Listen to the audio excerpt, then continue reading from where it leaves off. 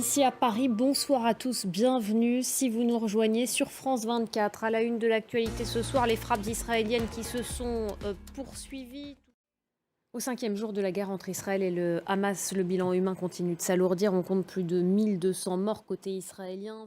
Israël qui poursuit en ce moment sa riposte sur la bande de Gaza, territoire contrôlé par le mouvement islamiste Hamas.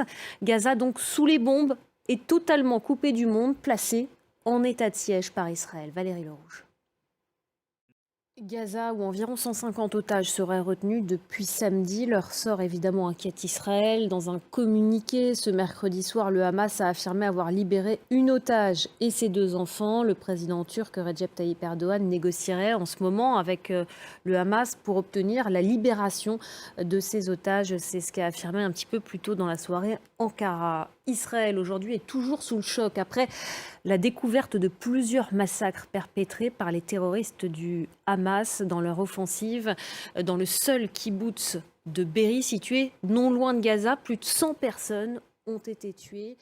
Et puis, il y a eu un autre massacre dans le kibboutz de Kfar Aza, communauté agricole située à 2 km seulement de la bande de Gaza. Là aussi, au moins 100 personnes ont été tuées.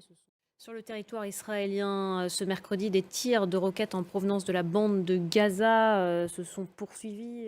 Et dans ce contexte de guerre entre Israël et le Hamas, le Premier ministre israélien Benyamin Netanyahou et l'un des principaux chefs de l'opposition, Benny Gantz, ont annoncé ce mercredi un accord pour créer un gouvernement d'urgence, gouvernement qui durera le temps de cette guerre. Les précisions à Jérusalem de Claire Duhamel, notre correspondante.